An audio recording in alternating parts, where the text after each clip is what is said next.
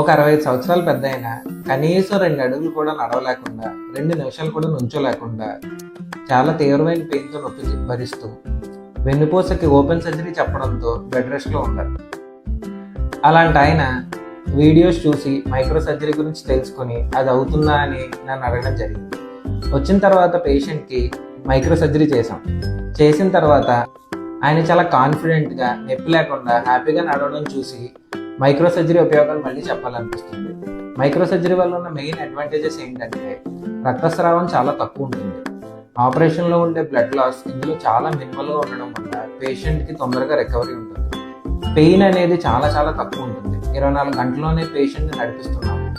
Muscle dissection అంటే కండరాలు కోసి ఆపరేషన్ చేసేది ఇందులో చాలా చాలా తక్కువ, మినిమల్ మజిల్ డిసెక్షన్ అంటాం.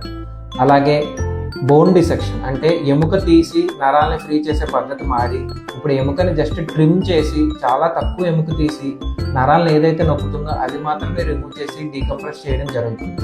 ఈ అడ్వాంటేజెస్ వల్ల పేషెంట్ ఉండే మేజర్ అడ్వాంటేజ్ ఏంటంటే తొందరగా రికవర్ అవుతారు.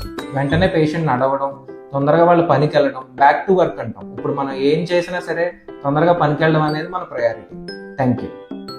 నేను మీ doctor Madhav Reddy, consultant minimal invasive spine surgeon, Kakinada.